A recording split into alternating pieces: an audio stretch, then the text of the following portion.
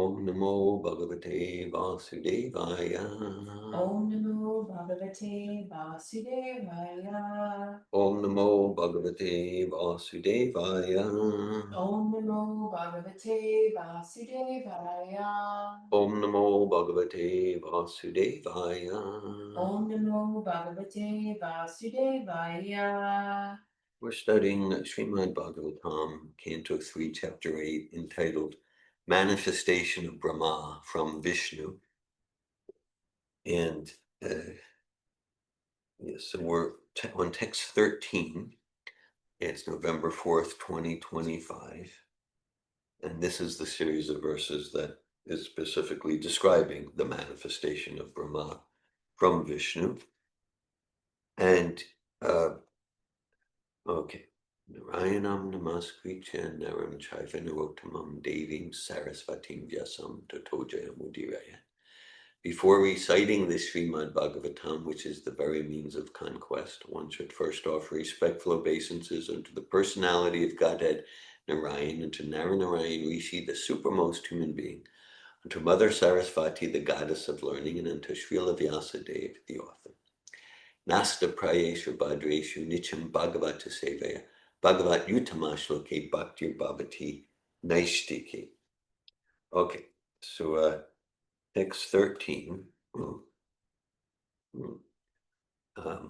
Tasyartha Sukshma Vinivishta Suksha Nivishta Drishter Antargator Antargato Arto Alto Rajasa Rajasa Taniyan Taniyan Gunena Gunena Kalanugatena Kalganantena Vidha Vidha Sushyams Shushams Tadabidyata Tadavidyata Nabideshat Nabideshat Tasyartha Sukshma Binivista Drishter Tasya Vita Sukshma Binivishta Drishter Antargatorto Rajasa Taniyan Antargato Arto Rajasa Taniyan Gunena Kalanu Gatena Vidha Kunena Kalanugatena Vidaha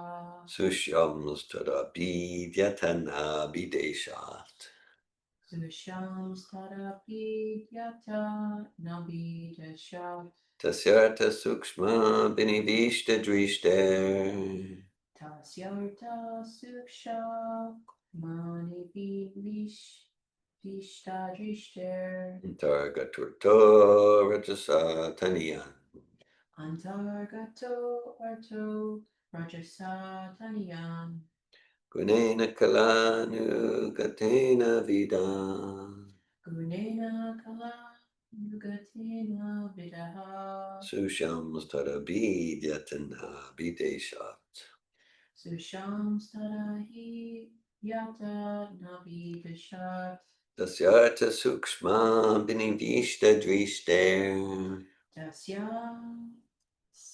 Tasyarta Sukshma Binivishta Drishter Antargatorto Rajasa Taniyan Antargato Rato Rajasa Taniyan Gunena Kalanu Gatena Vidha Gunena Gatena Vidaha Sushams Tadabidyatana Bideshat Sushams Tadaviyeta Nabidashat Tasharta Shukma Binivishta Drishter Tasyartha Sukshma Binivishta Drishter Antargato Arto Rajasha Taniyan Antargatorto Rajasa Taniyan Gunena Kalanugatena Vidaha Gunena Kalanu Gatena Vidha Shashams Tadabiyata Nabidashat Sushams Tadabidyatana Bideshat. Hare Krishna. Would anyone online like to lead the chanting of the verse? Okay. I think, did we do Om Namo Bhagavate? We did. Okay. Tasya, Dasya, his. his. Artha, Artha, subject. subject. Sukshma, Sukshma, subtle. subtle. Abhinivishta drishte, Abhinivishta drishte, of one whose attention was fixed. of one whose attention was fixed. Antagata, Antagata, internal. internal. Artha, Artha, purpose. purpose. Rajasa, Rajasa, by the mode of passion of material nature. by the mode of passion of material nature. Taniyan, Taniyam, very subtle. very subtle. Gunena, Gunena, by the qualities. by the qualities. Kala anugatena, Kala anugatena, in due course of time. in due course of time. Vita, Vidha, agitated. agitated. Sushan, Sushan, generating. generating. Tada, Tada, then. Abhigyata, pierced through. pierced through. Nabideshat, Nabideshat, from the abdomen. from the abdomen. Translation. The subtle subject matter of creation on which the Lord's attention was fixed was agitated by the material mode of passion, and thus the subtle form of creation pierced through his abdomen.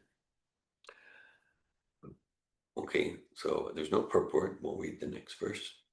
Text 14. Sapadmakosha sahasodadishtat kalena karma pratibodhanena svarochishatat salilam vishalam vijotayan arka ivat mayoni. Translation. Piercing through. This sum total form of the fruit of activity of the living entities took the shape of the bud of a lotus flower, generated from the personality of Vishnu, and by his supreme will it illuminated everything, like the sun, and dried up the vast waters of devastation. Again, there's no purport. We'll read text 15 of chapter 8, canto 3. Taloka padmam sa'u eva Vishnu pravi vishat sarva guna vabasam. Tasmin svayam veda mayo vitata svayam bhuvam yam smavadanti so putan. Translation. Into that universal lotus flower, Lord Vishnu personally entered as the Supersoul. And when it was thus impregnated with all the modes of material nature, the personality of Vedic wisdom, who we call the self-born, was generated. Purport by His Divine Grace, A.C. Bhaktivedanta Swami Prabhupada. This lotus flower is the universal Virat form, or the gigantic form of the Lord in the material world. The universal form described in chapter 11 of Bhagavad Gita. So this is another description of that. There's not just one universal form, there are different forms of the universal form. It becomes amalgamated in the personality of Godhead Vishnu in his abdomen at the time of dissolution, and it becomes manifest at the time of creation. This is due to Garbhodakashayi Vishnu, who enters into each of the universes.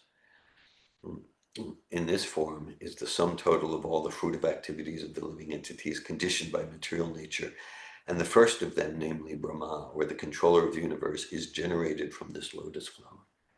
This firstborn living being, unlike all the others, has no material father, and thus he is called self-born, or Svayambhu. He goes to sleep with Narayan at the time of devastation, and when there is another creation, he is born in this way. From this description, we have the conception of three: the gross Virat form, the subtle Hiranyagarbha, and the material creative force, Brahma. Om Ganitmirandasya Ginanjana Shalakaya Chakshur Unmilitam Yena Tasmai Shri Gurave Namaha Shri Chaitanya Manobishtam Stapitam Yena Bhutare Svayamupakadamayam Dadati Svapadantikam Vandeham Shri Guru Shri Tapadakamalam Shri Gurun Vaishnavamscha Shri Rupam Sagrajatam Saginaragna Tanvitam Tam Sajivam Sadvaitam Savadutam Parijana Sahitan Krishna Chaitanya Devam Sri Radha Krishna Pradan Sagna Lalita Sri Vishakan Vitamscha. Hey Krishna Karuna Sindhu Dina Bandhu Jagat Pate Gopisha Gopika Kanta Radha Kanta Namostute Tapta Kanchana Gaurange Radhe Vrindavaneshwari Vishabhanu Sute Devi Pranamami Hari Priye Vanchikalpatu Yubhyascha Kripa Sindhu Bhyeva Cha Patitanam Pavanebhyo Vaishnavebhyo Namo Namaha Jai Sri Krishna Chaitanya Prabhu Nityananda, Sri Advaita Gadadhara, Sri Vasari Gaura Bhakta Vrinda, Hare Krishna, Hare Krishna, Krishna Krishna, Hare Hare, Hare Rama, Hare Rama, Rama Rama, Hare Hare. Nama Om Vishnu Padaya, Krishna Prestaya Bhutale, Srimate Bhaktivedanta Swami Niti Namine, Namaste Sarasvati Devi Guavani Pacharine, Nirvishesha Shunyavadi Paschatya Desha Tarine. So, Canto 3 of Srimad Bhagavatam, Chapter 8, text 13 through 15. I'll read the translations. The subtle subject matter of creation on which the Lord's attention was fixed was agitated by the material mode of passion, and thus the subtle form of creation pierced through his abdomen. Okay, so we're familiar with the picture. There's Garbhodakashayi Vishnu, and he has a lotus flower growing from his navel. And so this is that description there. This is how that's forming. Next verse, 14, piercing through this sum total form of the fruit of activity of the living entities, took the shape, so that whole lotus flower, that's the sum of all the karma of the living entities in the universe, took the shape of the bud of a lotus flower generated from the personality of Vishnu, and by his supreme will it illuminated everything like the sun and dried up the vast waters of devastation. Into that universal lotus flower, Lord Vishnu personally entered as the Supersoul. And when it was thus impregnated with all the modes of material nature, the personality of Vedic wisdom, who we call the self-born, was generated. Okay, personality of Vedic wisdom, that's Lord Brahma. Okay, Teni Brahma Ridi Adi Kavye, that's from the very first text of the Srimad Bhagavatam, that Krishna imparted Vedic knowledge to Brahma through the heart. Actually, through the Gayatri mantra, the sound of his flute, Teni Brahma Ridi Adi Kavye. And Adi Kavye, that's Brahma, Svayambhu, self-born, that's another name for Brahma. Brahma is the first, well, Krishna is the first spiritual master in our parampara, then Brahma, and then Narada Muni, Vyasadeva, Madhvacharya. Madhva, there's a difference. Madhva. And then Madhvacharya is the grand spiritual master of Lord Chaitanya many thousands of years later. So there's Madhva and Madhvacharya. They both appear in our parampara. They're pillars of the parampara. Okay, and so Brahma, he's now, so like a few weeks ago, we read about Brahma Vimohan Lila. That's when Brahma got bewildered. That's what Vimohan means, bewilderment.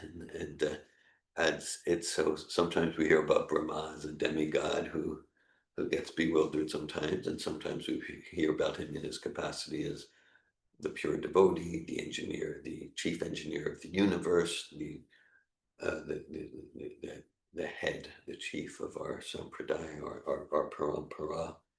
He's one of the Svayambhu Naradas Tata Kapilo Kumaro Manu Palado Janako Bhishmo Balir Vaya Sakir Vaya. It's a 6th-canto Bhagavatam verse, describes 12 pillars of Vedic authority, and the first one is Brahma, and then Narada Muni, and Shiva, and Kumar, and Janaka, the father of Mother Sita, and Yamaraj. The verse is actually spoken by Yamaraj, and Bali Maharaj, and Prahlad Maharaj, and the 4 Kumaras, like that. Okay, so this is a description of creation. And if we think of like other descriptions of creation, and say, okay, like, in the Old Testament, the Hebrew literatures, it starts, Bereshit bara Elohim et hashamayim v'et haaretz. In the beginning, God created heaven and earth. Ve'yeh or. And then God said, let there be light. It's the Hebrew. And so similarly here, it illuminated everything like the sun. So there's no contradiction. Just there's maybe there's a million times more completeness here in the Bhagavatam. Or let's say modern science, the idea there was a big bang and everything exploded. Okay, that's not really contradictory. It's not contradictory to what's here. That in one sense, like everything emanated from Vishnu. The difference there, well, if we look at theories of like modern empirical science, if we look at theories, we can see they're looking for Krishna. Okay, because if we look at theories of origin, source, and it's very natural. Srila Prabhupada at the beginning of Bhagavatam, at the beginning of the preface, introduction, it's natural for humans to look at the sky and the stars and what's the purpose of life? What's creation? That's a distinctively human thing to do. Um, in our recent Sophatov 3 course, that was like a theme, distinction. Okay, so each species has its special gift in God's creation. And so like other animals, they're not like, what's the source of the stars? The trees aren't, the cats, the dogs. What's the purpose of life? What creation? But as human beings, it's our special gift, not just opportunity, it's our special responsibility to be asking questions like that, to use that relatively sophisticated human brain computer. And yeah, and then we get very scientific explanations in the Bhagavatam for all of these questions. And so, okay, so the idea, okay, the Big Bang, and it started with, not that I'm up on all the quantum physics and things or cosmology, but a singularity, where there's, okay, that's the idea, singularity. So so like in the 8th chapter of Bhagavad Gita, Krishna describes the Supreme Personality of Godhead himself as Anoraniyan, Mato Mahiyan, smaller than the smallest. That's just the greater than the greatest. Okay, so that's the singularity that in terms of modern science. Okay, so it's just like, yeah, it's just like everything starts from this like infinitesimal point, smaller than the smallest, and it's unlimitedly powerful, and it's beyond time. It's before time even comes into it, and it's the source of everything. Well, they're describing Krishna, but we don't. But they don't want to call it that. Okay, they don't want to call it that. But then, if we look scientifically, so what's described here? It's not contradictory to. And in the beginning, God said, "Let there be light," and then God created the heavens and the earth. It's not and it's not contradictory to everything came from a point. It's just here at the beginning, there's that supreme conscious entity. Now, scientifically, that makes more sense than there was a big nothing that exploded, right? There's a big nothing that exploded, and as a result, obviously, we have Shakespeare's sonnets. Okay. Right. So, because a basic, okay, a basic scientific principle like the law of entropy, right? So let's say if no conscious being gives any attention to the kitchen or the dishes in the sink or the home, we all have experience. The dishes magically get washed and put away right where they belong. We can just sleep all day and it happens. We all have experience of that. Okay. Bhakti Rose is shaking her head. She's skeptical about my assertion. Right. So no, we know, like, let's just look at our homes, for example, our closets, our kitchens. Things will go to more and more disorder, our lawns, our whatever, our financial situation, more and more disorder. It's called entropy. Unless a conscious being acts on it. Okay, things are going towards disorder, but then a conscious, okay, I'm going to focus in 20 minutes, wash these dishes. Okay, I'm going to like check what's happening in that checkbook. Well, there's checks in the checkbook. That means there must be money in the bank. No, it doesn't work that way. Let me actually check. What's my expenditures? What's happening with the garden? Oh no, it's weeds and weeds and overgrown. No, so for things go to more order, it means there's a conscious entity that acts on it. Matter on its own goes to disorder. So, so the idea of an explosion leading to Shakespeare sonnets, or all of the order of even one cell, what to speak of the bodies of the living entities. One can believe that, and that would require blind faith that goes against scientific principles. So here in the Bhagavatam description of creation, we have the supreme things go from subtle to external. So things go from, because it looks like there's, gross matter, and more subtle than earth. It's very, very scientific, and it's going to be explained in the third canto. Amazing descriptions. And probably give so many lectures, particularly on the later teachings of the third canto, Lord Kapila's descriptions about creation to his mother. He gives so many lectures, wonderful lectures. I mean, they're all wonderful, but very scientific. And Prabhupada has such realization of the details of how, from the ether, then there's sound, and then there's and then there's the ears, and then there's air, and air is connected with the tactile sense, right? The tactile sense, and then the fire is connected with the visual sense, and then the water is connected with taste. And Rasoham Apsukantiya, Krishna says, I am the taste of water, I am the fragrance of the earth. And then from earth, the earth is connected with fragrance. And, okay, so things go from subtle to external, and then more subtle than the gross elements or the subtle elements, mind, intelligence, and false ego. More subtle than that is the spirit, and the spirit soul more subtle than that. The super soul more subtle than that. Kshirodakshai Vishnu more subtle than that. Garbhodakshai Vishnu more subtle than that. Mahavishnu more subtle than that. Chapter of Yuha, go back. Ete Tamsa Klapumsa Krishnastu Bhagavan Svayam. Mata Paratram Nanyat Kinchidasti Dhananjaya Mai Sarvamidam Protam Suche Maniganaiva. And Krishna says, everything rests on me. That's the most subtle, the Supreme Personality of Godhead. So things start from consciousness again. Like that chair, it's not going to move. It's not like thinking or willing, like, I really wish I was in that room over there and not here. There's no consciousness. Matter doesn't move unless a conscious entity acts on it.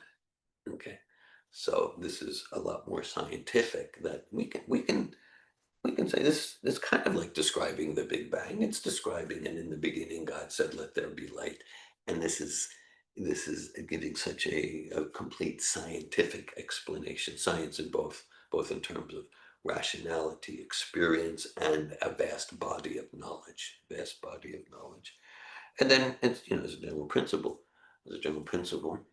so, well, even that information, data, or knowledge that is within the purview of our senses, and this gets to epistemology, that branch of philosophy, the science of how we know.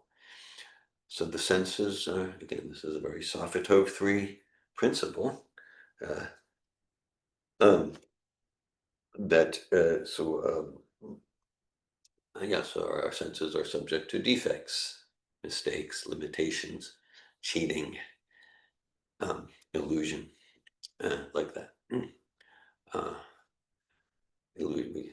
we tend to, our senses will fool us. Our senses false ego. Yesterday we had a conversation with Bhakti Valerie, and I referenced Mark Twain's quote, it's easier to fool people than to convince them they've been fooled. Because once I've been fooled, then I'm invested in the illusion, and my image is connected with it. And so then it's like going to be very difficult for you to convince me that I've been fooled, like that. Um, mm, yeah, maybe a related quote by Upton Sinclair. He's the author of a book called The Jungle, and Upton Sinclair said it's It's very difficult to get a man to understand something if his salary depends on not understanding it. Okay, now, of course, salary could mean like, yeah, I get like a monthly paycheck. And so, like, if anything threatens that paycheck, like, I'm not going to understand it. I'll pretend not to know or pretend that I'm pretending not to know, like that. And of course, salary can be more subtle. My adoration, my distinction, my popularity, my compliments, my image, my masks, things like that. Okay. So, yeah. So so our senses are pratyaksha, that's like direct sense perception. We get knowledge that way. But it's imperfect. It's not all that reliable.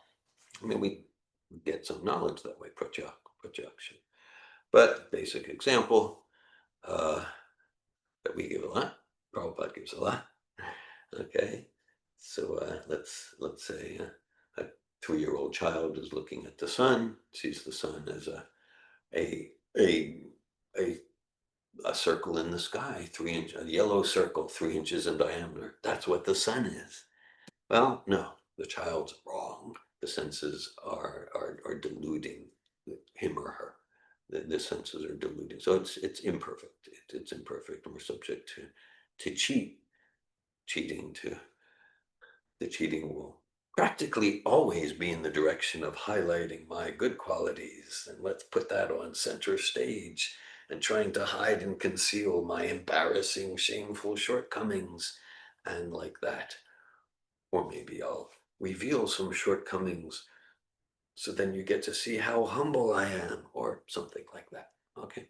So that's like the cheating propensity. I'm not like completely objective. And okay, so then there's the Anumana approach to knowledge, epistemology. That's the Vedic term, which is pretty much synonymous with the modern, what's called the scientific method. In more philosophical terms, the um, positivist approaches, logical positivism, logical empiricism. That's science, like we studied philosophy of science and things like that. We'll hear terms like that. And the idea is that, yeah, through inferential methods, then we can get positive knowledge. Then we can get positive knowledge. But even like if we build a microscope or a telescope, it's built by our senses, which are imperfect. So again, we get knowledge that empirical process, because then through the empirical process we can see no. So maybe my eye sees a 3-inch circle in the sky, but I know through the eyes of science, through the eyes of knowledge, no, it's actually this huge stellar body, 1.4 million times the volume of the Earth planet. And like that's what that comes through. That comes through science. But then those methods are also based on the senses, so they're imperfect. And so Shabda Brahman, that means hearing from an infallible source, hearing from an infallible source. And that's it. In any field, we um, we get knowledge mostly from hearing, mostly from hearing, and um, not Prabhupada often emphasizes how seeing is overrated. Seeing is overrated. That, oh yeah, have you um right, like and that's why the stress is Shravanam. Have you seen God? No, it is possible, of course, to see God. And acharyas like Srila Prabhupada are talking to Krishna one-on-one. There was, just like we're talking here, there was one that was kind of like, it was like a newspaper reporter interview.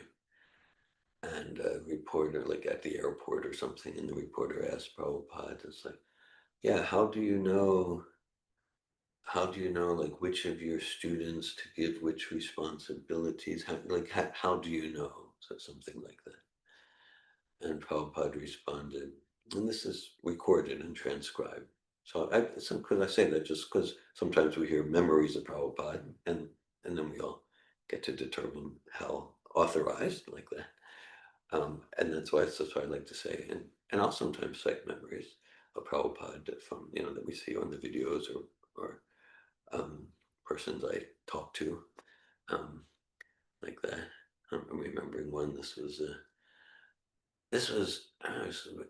about 10 years ago, and Rupanuga Prabhu, who maybe he still lives there, but he used to live right down 145th Avenue, like one job around down the street, and he was one of Prabhupada's very first students there on 26 Second Avenue in the Lower East Side, 1966. And he was kind of older than the others. Many of the others, they were like 17 years old and hippie sort of thing. He never had a hippie stage. He was employed, I think, as a social worker for the city of New York, and he was already married with a child when he joined, like that. And I think he still lives there, but he for sure lives in Alachua. But anyhow, I was talking to him right here, and he later wrote this to me. But he said, he said, there's absolutely, and he emphasized that word, absolutely. He said, there's absolutely no difference between hearing a lecture of Srila Prabhupada and sitting in front of Srila Prabhupada at Second Avenue and being with him in person. And he said, I can say that because I've done both, like that. I appreciate it. I see Param Prabhu was here. I remember maybe it was I think a class, or maybe it was one of your offerings, Param Pra. You made the point that it's a strong argument that Prabhupada's more available now. Because let's say back then, 67, even 72, especially as the movement got going, very few, very few of Prabhupada's followers had direct access to Srila Prabhupada, maybe a letter once in a while.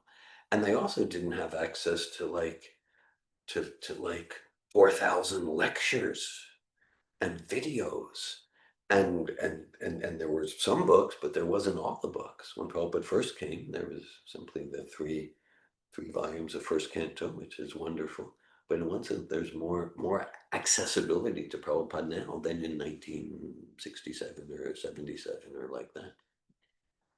So yes, yes, and so yes, um, and then mm, so we have this. Where are we going to what's our authority? What's our authority for that which is beyond our senses, or even for that which is in the purview of our senses? What's our epistological commitments? And something I've shared in various forums, and including in Srila Prabhupada Shastra Perspectives on the Infallibility of Srila Prabhupada, that that um, yeah, as my life goes on, I trust in what I get from, we'll say the Vedas. We'll say that because the Vedas, that's Shabda Brahman, that's infallible knowledge. At the same time, Srila Prabhupada, for me, is Shastra. Like, there's like a traditional Vedic system, kind of like there's a traditional Vedic system, like you'll study the qualifications of a spiritual master and then see if the candidate if the candidate fulfills those qualifications. That's a Vedic system. I didn't do that. Yeah, I didn't do that.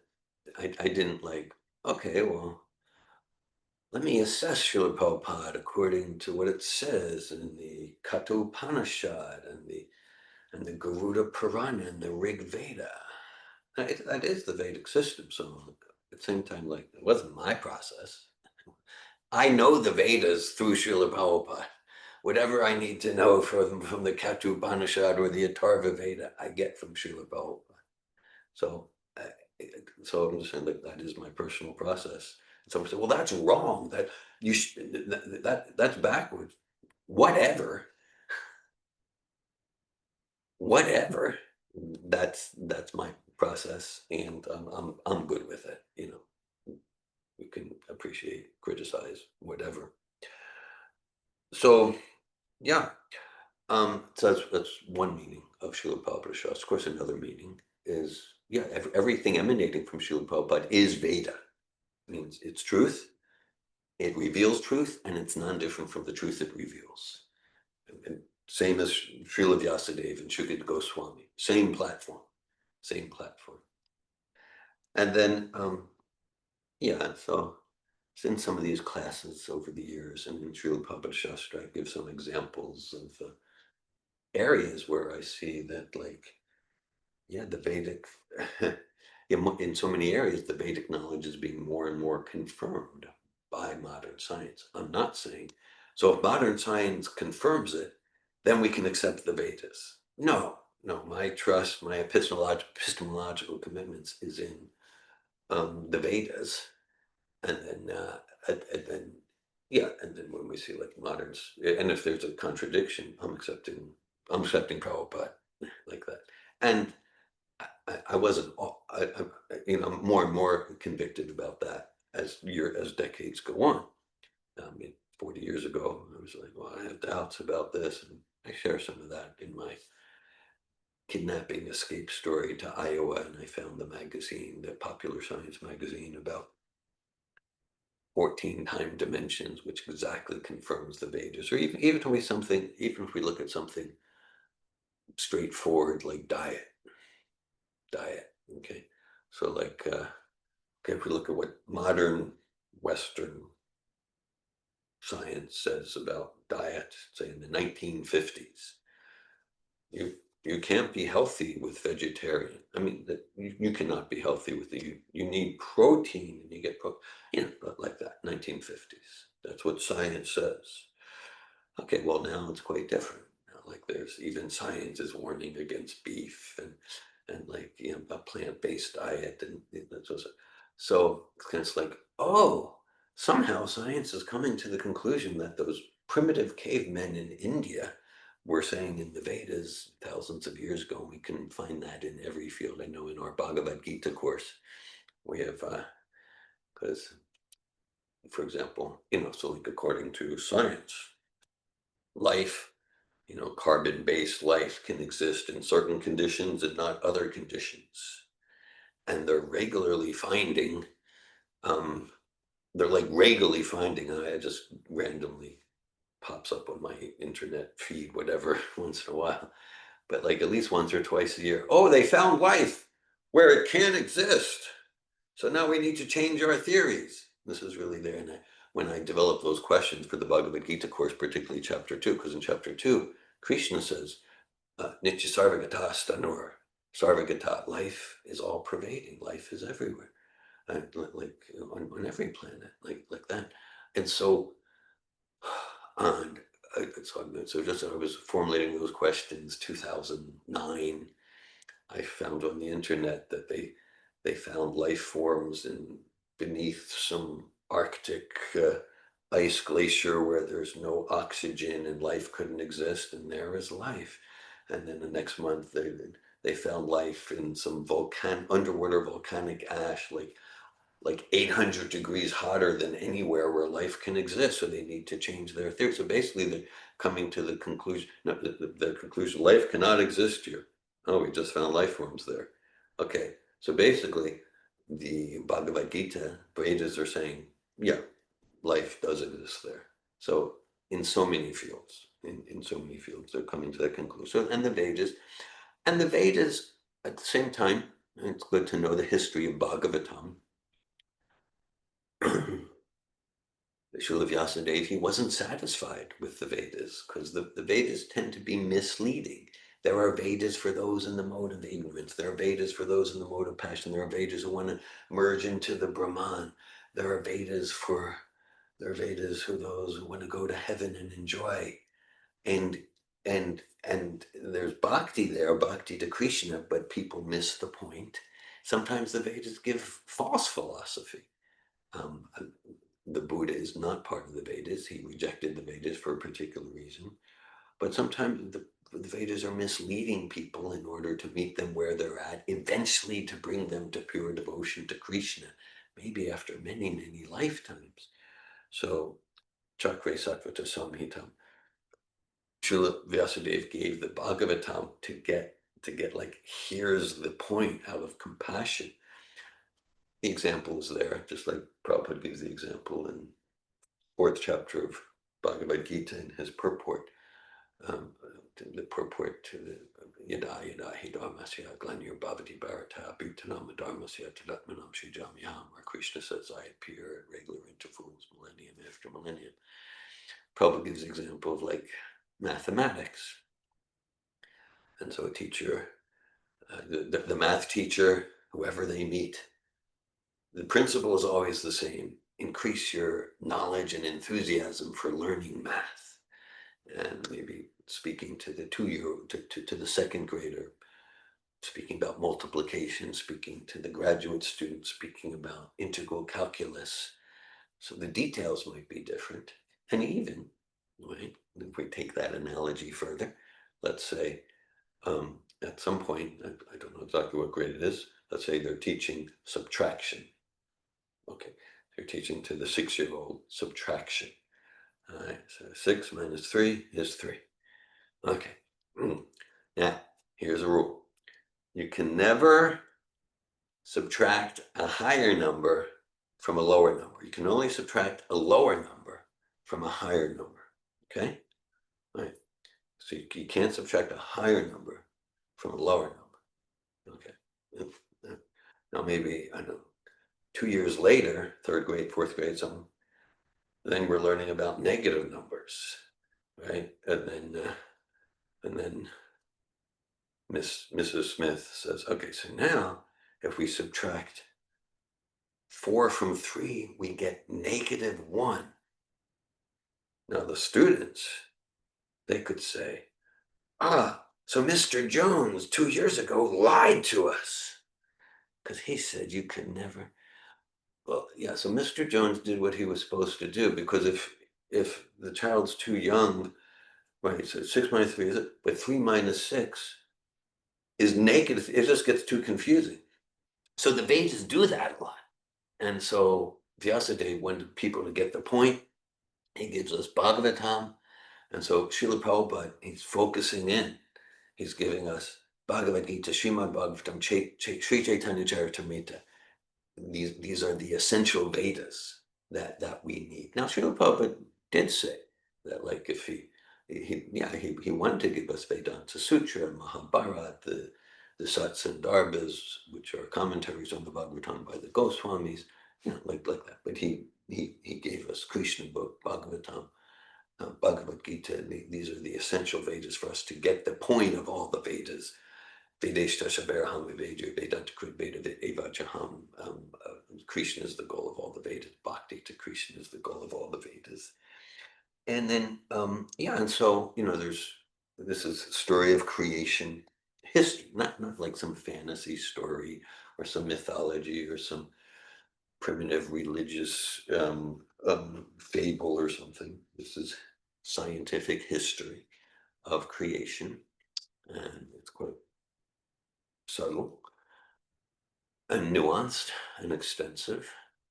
And then it's Bhutva Praliyate, and Krishna describes in everything here is in Bhagavad Gita, and here it's much more expanded. But this whole story, it's in summarized form in Bhagavad Gita, Sahasra Yuga Paryantam, Aharyad Brahmano Vidu, like that, and cycles and cycles of creation, and days of Brahma, and lifetimes of Brahma, 311 billion 40, 311 trillion 40 billion years is 100 years in Brahma's time, like that.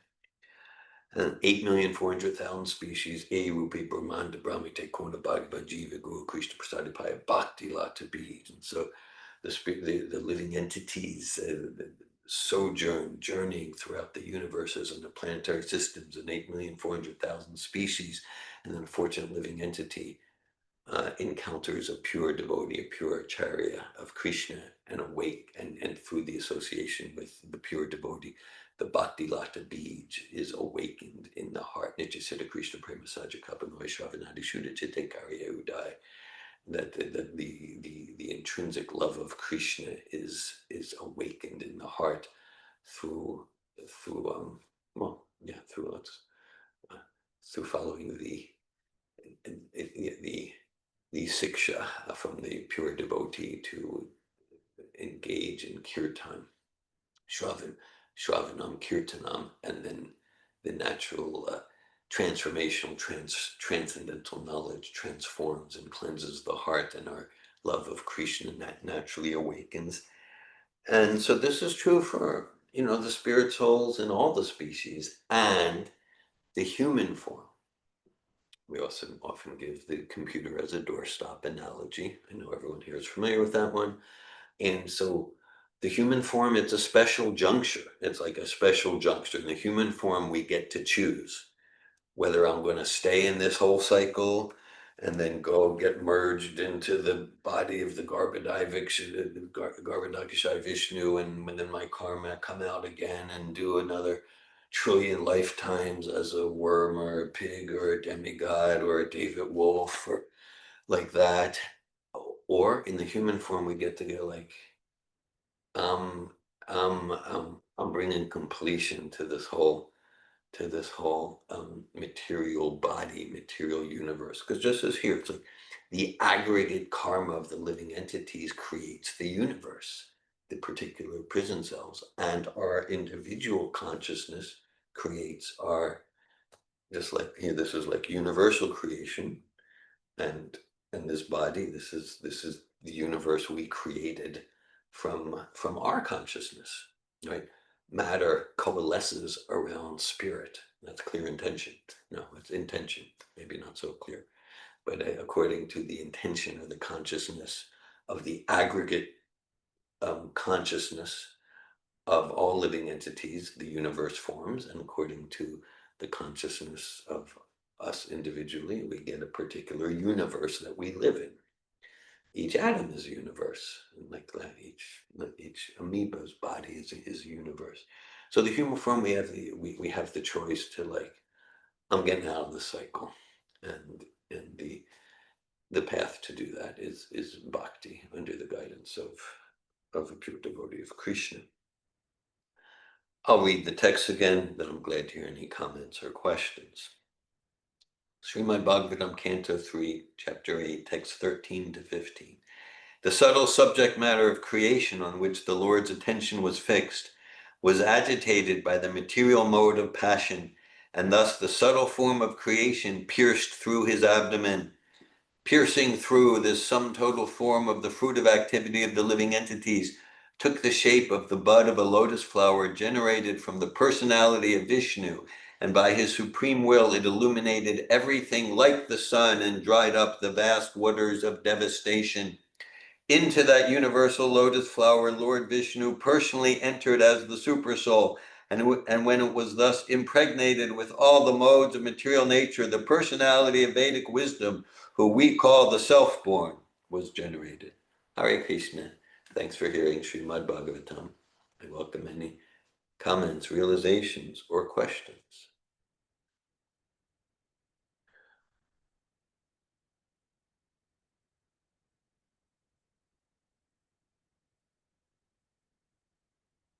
Bhakti and Rosa.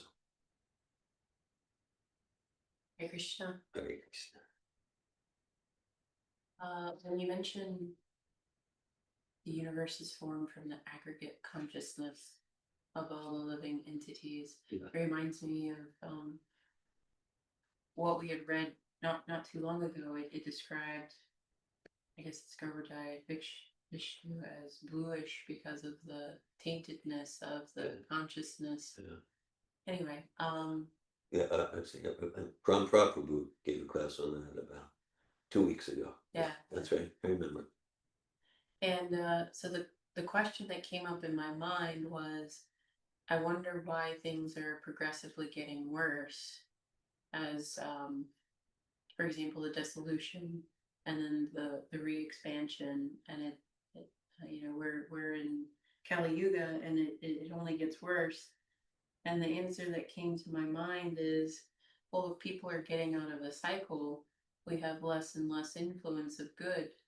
And it's kind of the reference I have in my mind is like boiling down or cooking down food, Okay. and then whatever. The purifying process. Yeah, Sure. so you wind up with a concentration of what exists. And again, this is just like speculation, me trying to understand, but if the reason why we're here is because we wanted to be little mini Ishvaras and have control, Yeah. it makes sense that it gets more concentrated, that that's like the mentality or the consciousness as it's boiling down. Yeah. Okay. Thanks for that. Yeah. Thanks for sharing, Bhakti. Your conjecture is basically consistent with the Vedas. And so there's cycles and things are relatively better or worse. And so, because after Kali Yuga, which has about another 427,000 years to go, and this is all described in the Bhagavatam, then, okay, then another Satya Yuga begins, and things are generally sattvic, and like people are meditative and naturally empathic and like that. And then after Satya, then Treta, Dvapara, Kali, and there's cycles and cycles within cycles. It's straightforward. At the same time, there's complexity. Um, and so, yeah, so that's there. And we get to study this knowledge from the Vedas. And same time, all in the context of Dvaite Bhadra Bhadragana Sabhamanudar. Um, yeah, what Lord Chaitanya says, like, it's all bad. It like, and even when things are relatively sattvic and good, because the sattvic yuga is coming in about 500,000 years or something like that. But Prabhupada says, actually, I know in my living room, I have this poster I really like, the mantra rock dance, and Prabhupada appeared there, and the Grateful Dead was there, Jefferson Airplane. These are big popular psychedelic bands of that era, Janis Joplin, things like that. And the future, the future rock star was Srila Prabhupada. And like that, Timothy Leary, he's like the guru of taking LSD and acid, and he was there. And Owsley's the one who produced the acid, and somehow I know all about these things. And so, uh, and Prabhupada was the star. He was a star. It was like this crazy, but he just everyone was chanting, and it really it was like a major event to like launch the Hare Krishna movement around the world.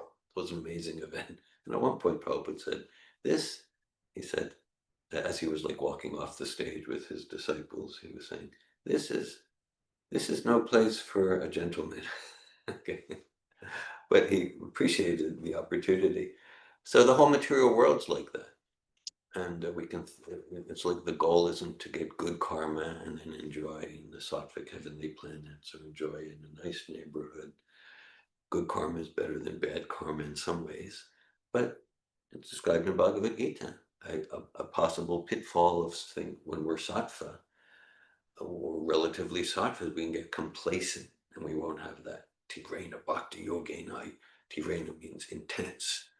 Tivrena Bhakti Yoga Niyajeta Pusha, for that intense devotional service, and sometimes so, so, suffering shamefully in the pit of Rajas and Tamas can move one to really get intense about Krishna, just accept me, please let me serve you.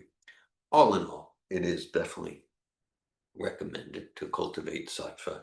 That's the best platform to choose. To cultivate sattva as a platform for bhakti without making sattva the ultimate goal. And yeah, so there's, related to your conjecture, it's described there's different yugas which have predominantly different consciousness. And after Kali, there's a Satya Yuga like that. So that's there for different reasons, just like in a prison house. There's solitary confinement in a straitjacket, then there's the minimum security prison where there's no There's no barbed wire. I've told my stories of doing some bhakti yoga programs with Chandrasekhar Prabhu in minimum security prisons at Eglin Air Force Base near Pensacola. But the idea is to get out of prison to get, and that's the possibility in the human form. So in every species, there's good among animals. There's like really rajasic animals like lions, and then there's more sattvic animals like the cow. With trees, they're really like demoniac trees. Like you eat one berry, you're dead. And there are trees that have mangoes and like that. So it's all ignorance, but within that, there's relatively more sattva. And it's not predetermined. It's not predetermined because even here in like the dark prison house of Kali Yuga, we can create Vaikuntha. We can. That's what we're trying to do here with the morning program, Kirtan, Bhagavatam. It's Kali Yuga. So by bringing in chanting Hare Krishna, Krishna Krishna, Hare Hare, Hare Rama, Rama Rama, Hare Hare, following Prabhupada, we create Vaikuntha in the midst of the darkness of Kali. Thank you, Bhakti and Rose. Hare Krishna.